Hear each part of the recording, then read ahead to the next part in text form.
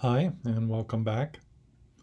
Today we're going to continue on the bottom half of the aeronautical decision-making flowchart, where a change in the situation is detected, and we have to select a response type. In the previous video, we looked at the skills and procedures response type.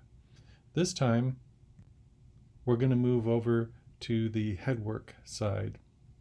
If you have a situation that is not directly covered by a written procedure on your checklist or in your pilot's operating handbook, or it's not a learned skill that you've practiced many times before, then you're going to have to think it through and decide what to do. This could be a diversion to an alternate or selecting a different altitude. There's all sorts of things that you can do in the face of a change in the situation. The first thing that you need to do if you're going to engage in headwork is do an attitude check. The FAA and the NTSB did a bunch of studies on pilots, and they found that there were certain attitudes that consistently led to violations and accidents. They took the results of this study and boiled it down into these 5 hazardous attitudes. Now, if I had selected the names and the thoughts for these, they might look a little bit different, but they work just fine. And so we're going to stick with the names of the attitudes that the FAA gave us. As part of your homework for hazardous attitudes, you're going to come up with your own thoughts, but we'll get to that later. So the 5 hazardous attitudes are anti-authority, characterized by the thought, "Don't tell me"; impulsivity, which is characterized by "Do something quickly"; invulnerability, which is characterized by "It won't happen to me"; macho, which is characterized by "I can do it"; and resignation, which is characterized by "What's the use?" They discovered when they did their study that a disdain for the rules leads to violations and accidents.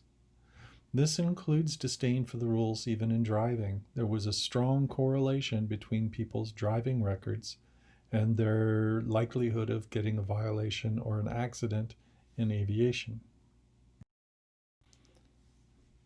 The Pilot's Handbook of Aeronautical Knowledge describes anti-authority this way.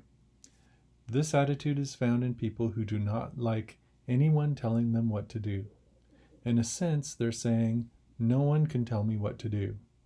They may be resentful of having someone tell them what to do, or may regard rules, regulations, and procedures as silly or unnecessary. However, it's always your prerogative to question authority if you feel that there's an error. That last sentence is important. They're not telling us to follow the rules blindly, but they are telling us that we should check ourselves for an inappropriate attitude of anti-authority. For impulsivity, they describe it like this. This is an attitude of people who frequently feel the need to do something, anything, immediately. They do not stop to think about what they're about to do, and they do not select the best alternative, and they do the first thing that comes to mind. This is one that's likely to rear its head, especially when you're under stress, where you have a lot of things going wrong at once, and you see one possible course of action, and it feels like a lifeline that's been thrown to you, and you take that action without thinking any further to see whether there might be a better option. This can also rear its head when you're just having a lot of fun and you have the impulse to do something that is unsafe. Invulnerability gets described like this. Many people have falsely believed that accidents can happen to others but never to them. They know accidents can happen, and they know that anybody that can be affected. However, they never really feel or believe they are personally involved. Pilots who think this way are more likely to take chances and increase risk. Macho is described as pilots who are always trying to prove they are better than anyone else think, I can do it, I'll show them. Pilots with this type of attitude will try to prove themselves by taking risks in order to impress others.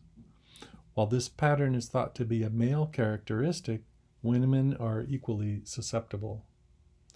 The key to identifying whether you have a macho attitude is to ask yourself whether there is another person involved, either in the aircraft, watching on the ground, or even air traffic control, or somebody that you're anticipating talking to the flight about after the flight. If that's true, then you have to guard against their opinion influencing your decision-making process. Finally, we have resignation.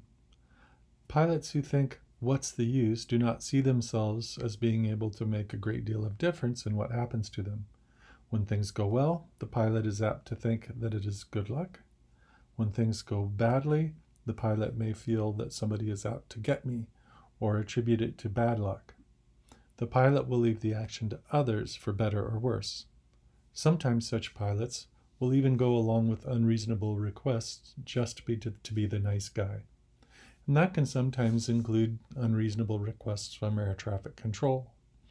But it also, what is not really covered in the description in the Pilot's Handbook of Aeronautical Knowledge, resignation can also reveal itself as a willingness to basically submit to the odds for safety of flight.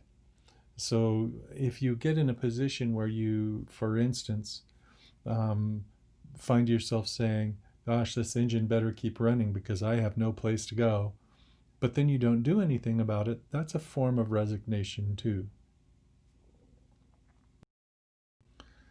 What I have done is create an alternative set of alert thoughts and antidotes for me personally. And we're going to go over those one at a time in class and give you an opportunity to examine yourself to see how these thoughts might reveal themselves as part of your decision making.